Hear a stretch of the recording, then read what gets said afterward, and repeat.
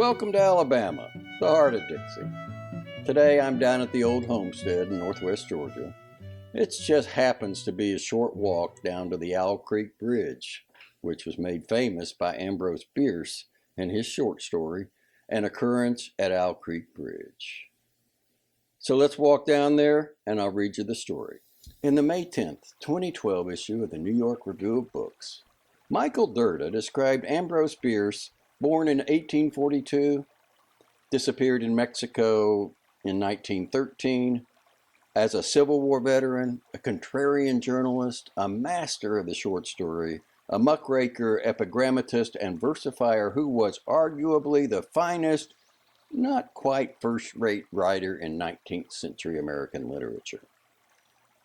None other than Kurt Vonnegut, however, proclaimed that his short story, An Occurrence at Owl Creek Bridge, which was first published in the San Francisco Examiner in 1890, to be the greatest American short story ever.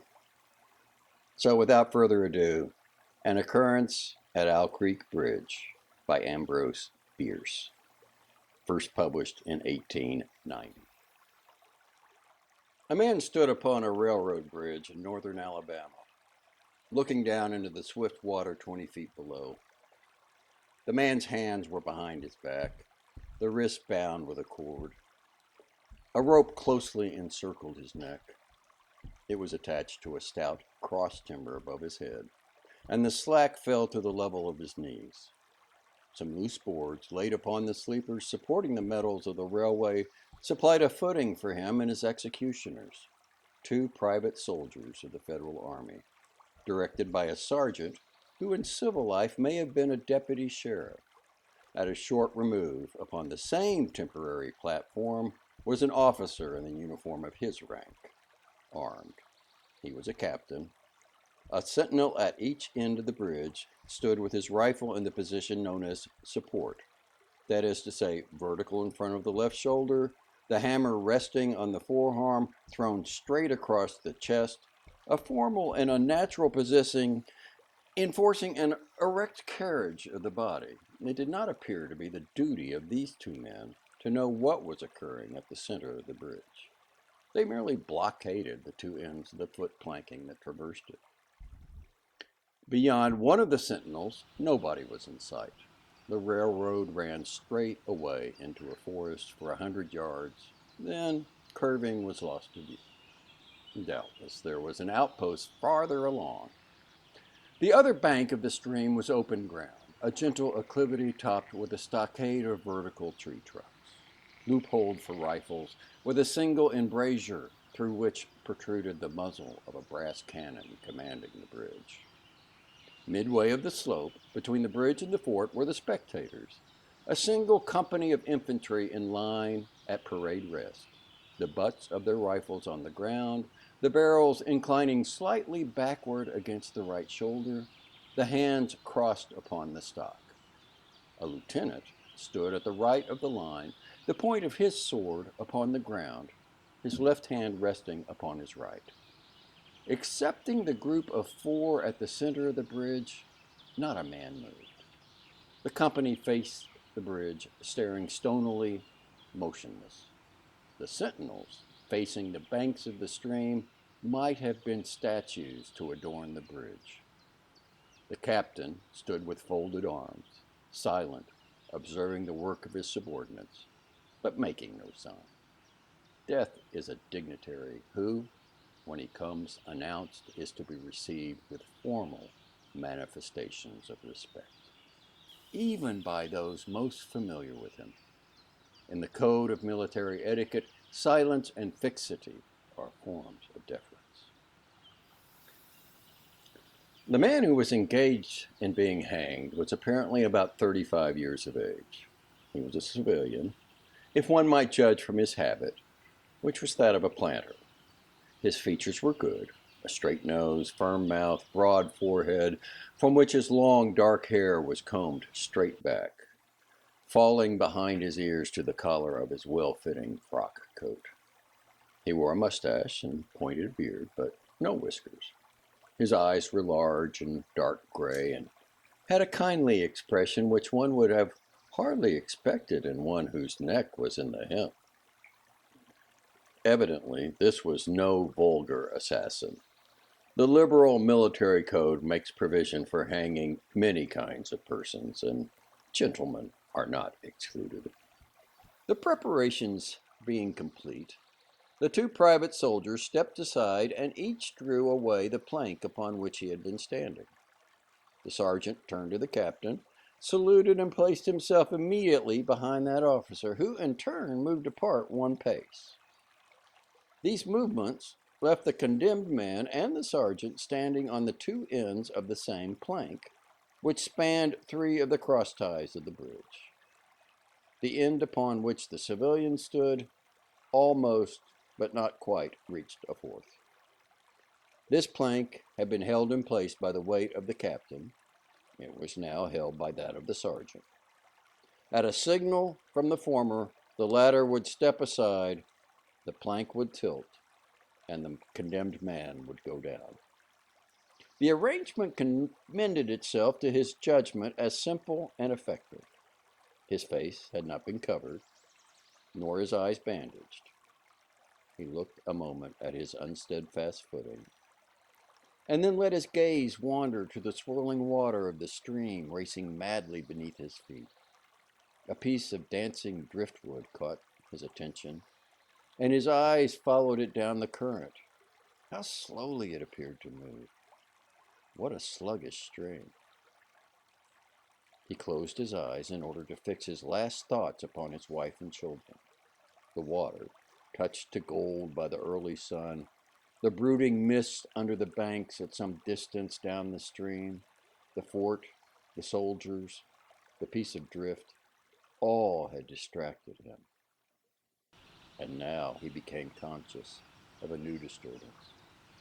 Striking through the thought of his dear ones was a sound which he could neither ignore nor understand.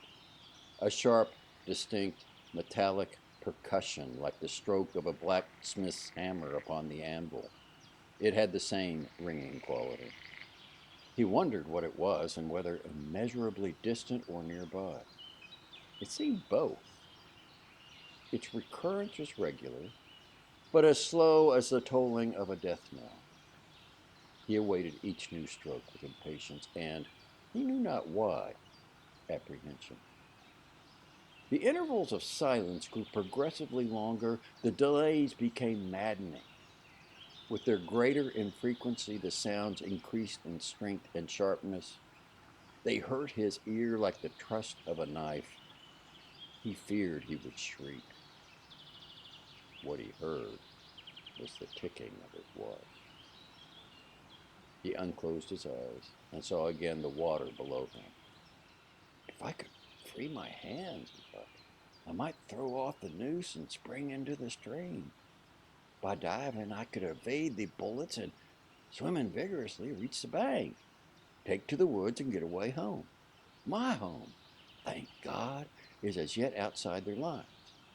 My wife and little ones are still beyond the invaders' farthest advance.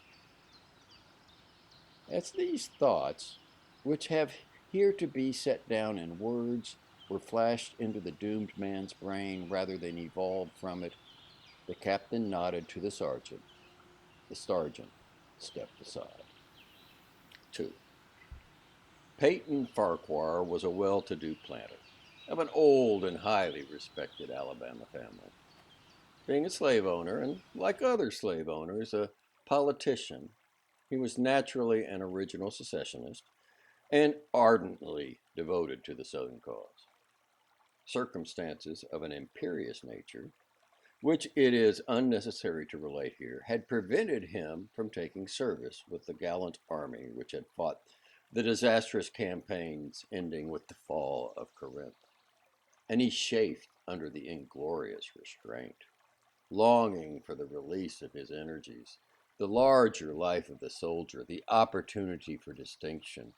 That opportunity, he felt, would come, as it comes to all in wartime. Meanwhile, he did what he could. No service was too humble for him to perform with the aid of the South. No adventure too perilous for him to undertake if consistent with the character of a civilian who was at heart a soldier, and who, in good faith and without too much qualification, assented to at least a part of the frankly villainous dictum that all is fair in love and war. One evening, while Farquhar and his wife were sitting on a rustic bench near the entrance to his grounds, a gray-clad soldier rode up to the gate and asked for a drink of water. Mrs. Farquhar was only too happy to serve him with her own white hands. While she was fetching the water, her husband approached the dusty horseman and inquired eagerly for news from the front. "The Yanks are repairing the railroads," said the man, "and are getting ready for another advance. They've reached the Owl Creek Bridge, put it in order, and built a stockade on the north bank. The commandant has issued an order, which is posted everywhere, declaring that any civilian caught interfering with the railroad, its bridges, tunnels, or trains will be summarily hanged. I saw the order." "Well, how far is it to the Old Creek Bridge?" Farquhar asked. "About 30 miles. "Is there no force on this side of the creek?" "Only a picket post half a mile out on the railroad and a single sentinel out this end of the bridge." "Suppose a man, a civilian and student of hanging, should elude the picket post and perhaps get the better of the sentinel," said Farquhar, smiling. "What could he accomplish?" The soldier reflected. "Why, I was there a month ago," he replied. I observed that the flood of last winter had lodged a great quantity of driftwood against the wooden pier at this end of the bridge, and it's now dry, and it would burn like tow." The lady had now brought the water, which the soldier drank. He thanked her ceremoniously, bowed to her husband, and rode away. An hour later, after nightfall, he repassed the plantation, going northward in the direction from which he had come. He was a Federal scout. 3. As Peyton Farquhar fell straight downward through the bridge, he lost consciousness and was as one already dead. From this state he was awakened, ages later it seemed to him, by the pain of a sharp pressure upon his throat, followed by a sense of suffocation. Keen, poignant agony seemed to shoot from his neck downward through every fiber of his body and limbs. These pains appeared to flash along well-defined lines of ramification and to beat with an inconceivably rapid periodicity. They seemed like streams of pulsating fire, heating him to an intolerable temperature. As to his head, he was conscious of nothing but a feeling of fullness, of congestion. These sensations were unaccompanied by thought. The intellectual part of his nature was already effaced. He had power only to feel, and feeling was torment.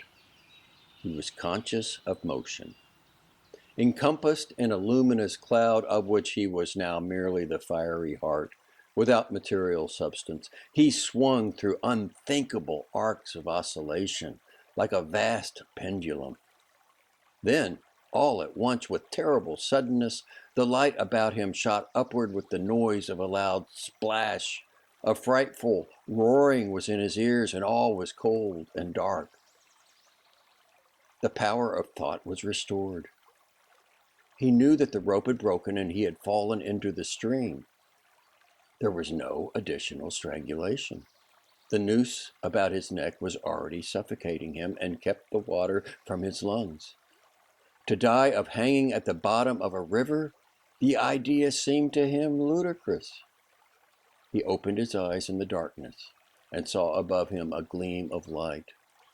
But how distant, how inaccessible.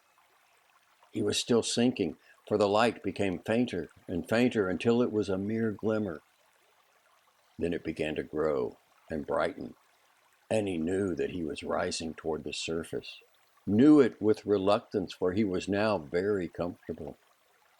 To be hanged and drowned, he thought, that is not so bad. But I do not wish to be shot. No, I will not be shot. That is not fair.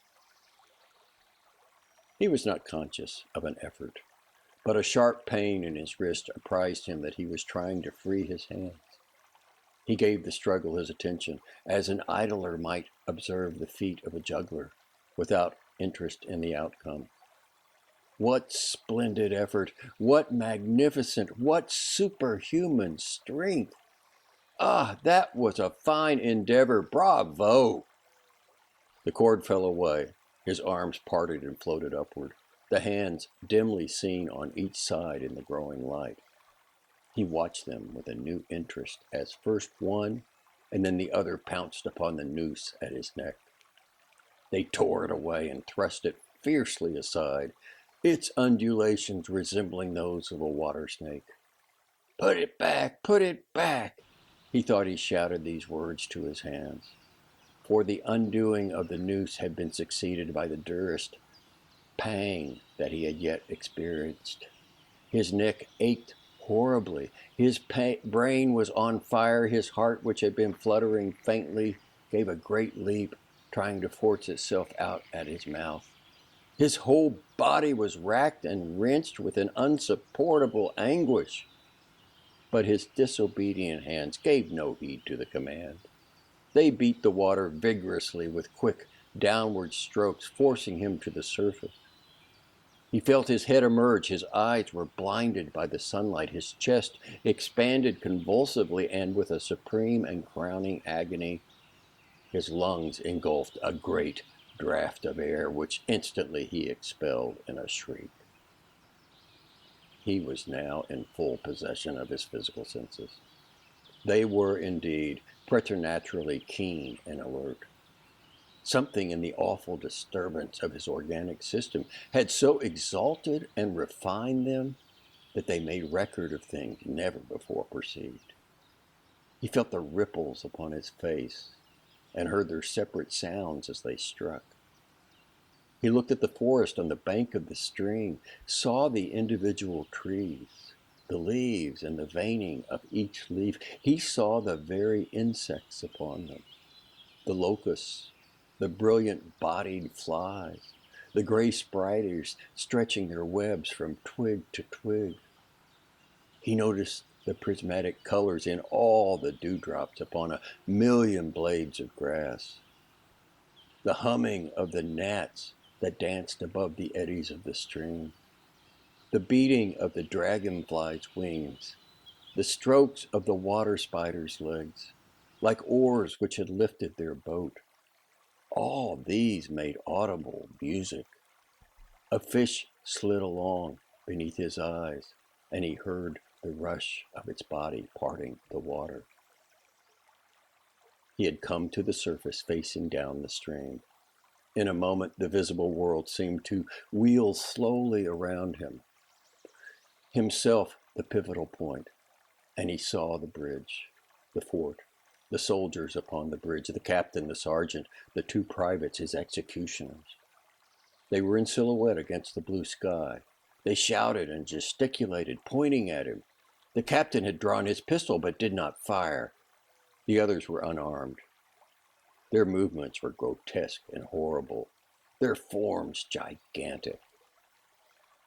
Suddenly, he heard a sharp report, and something struck the water smartly within a few inches of his head, spattering his face with spray. He heard a second report and saw one of the sentinels with his rifle at his shoulder, a light cloud of blue smoke rising from the muzzle. The man in the water saw the eye of the man on the bridge gazing into his own through the sights of the rifle.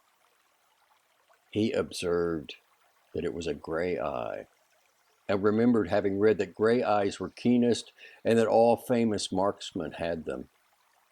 Nevertheless, this one had missed. A counter swirl had caught Farquhar and turned him half round. He was again looking into the forest on the bank opposite the fort. The sound of a clear, high voice in a monotonous sing-song now rang out behind him and came across the water with a distinctness that pierced and subdued all other sounds, even the beating of the ripples in his ears. Although no soldier, he had frequented camps enough to know the dread significance of that deliberate, drawling, aspirated chant.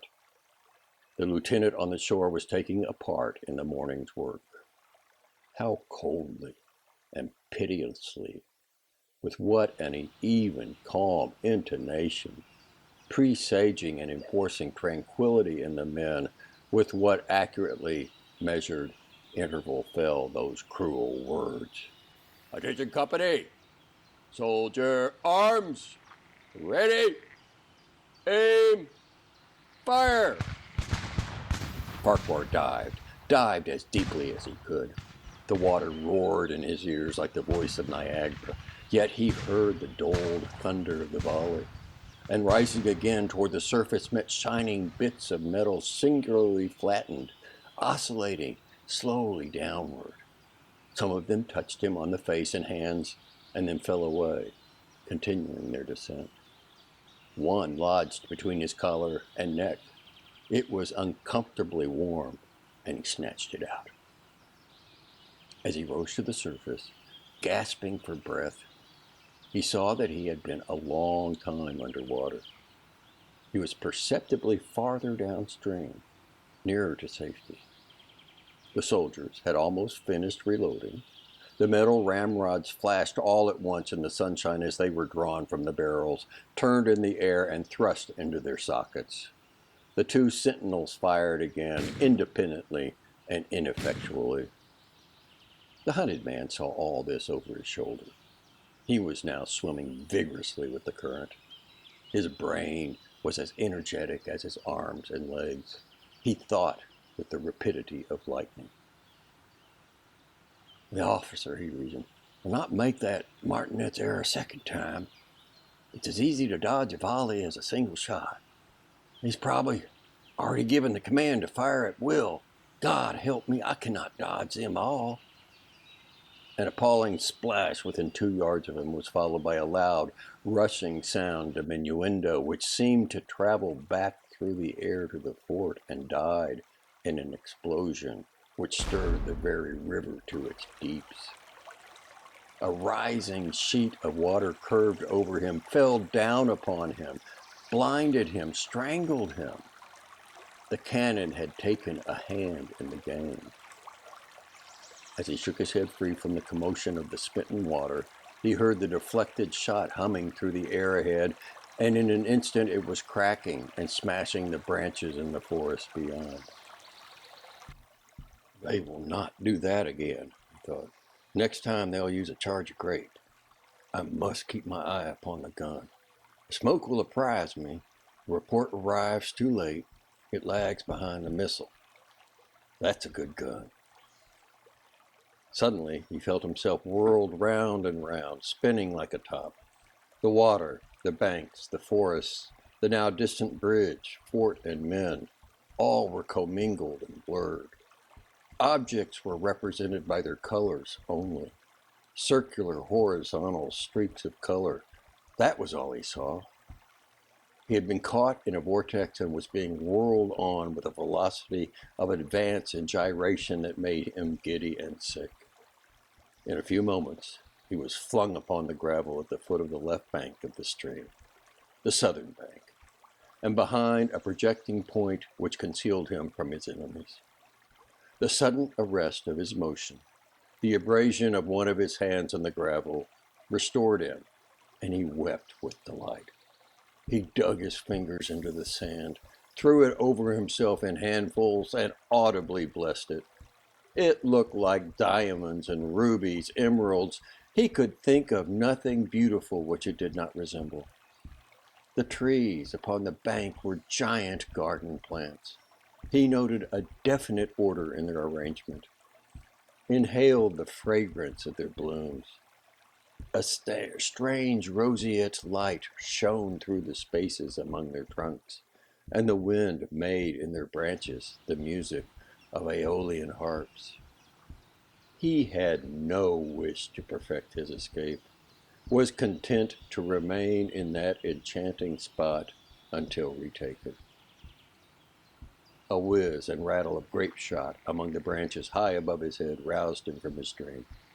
The baffled cannoneer had fired him a random farewell. He sprang to his feet, rushed up the sloping bank, and plunged into the forest. All that day he traveled, laying his course by the rounding sun. The forest seemed interminable. Nowhere did he discover a break in it, not even a woodman's road. He had not known that he lived in so wild a region. There was something uncanny in the revelation. By nightfall, he was fatigued, footsore, famishing. The thought of his wife and children urged him on. At last, he found a road which led him in what he knew to be the right direction. It was as wide and straight as a city street, yet it seemed untraveled. No fields bordered it, no dwelling anywhere. Not so much as the barking of a dog suggested human habitation. The black bodies of the trees formed a straight wall on both sides, terminating on the horizon in a point like a diagram in a lesson in perspective. Overhead, as he looked up through this rift in the wood, shone great golden stars, looking unfamiliar and grouped in strange constellations. He was sure they were arranged in some order which had a secret and malign significance. The wood on either side was full of singular noises, among which, once, twice, and again, he distinctly heard whispers in an unknown tongue. His neck was in pain, and lifting his hand to it, found it horribly swollen. He knew that it had a circle of black where the rope had bruised it. His eyes felt congested. He could no longer close them. His tongue was swollen with thirst. He relieved its fever by thrusting it forward from between his teeth into the cold air. How softly the turf had carpeted the untraveled avenue. He could no longer feel the roadway beneath his feet. Doubtless, despite his suffering, he had fallen asleep while walking. For now he sees another scene. Perhaps he has merely recovered from a delirium. He stands at the gate of his own home. All is as he left it, and all bright and beautiful in the morning sunshine. He must have traveled the entire night as he pushes open the gate and passes up the wide white walk. He sees a flutter of female garments. His wife, looking fresh and cool and sweet, steps down from the veranda to meet him. At the bottom of the steps, she stands waiting, with a smile of ineffable joy, an attitude of matchless grace and dignity. Ah, how beautiful she is! He springs forward with extended arms. As he is about to clasp her, he feels a stunning blow upon the back of the neck. A blinding white light blazes with a sound like the shock of a cannon. Then all is darkness and silence. Peyton Farquhar was dead. His body, with a broken neck, swung gently from side to side beneath the timbers of the Owl Creek Bridge.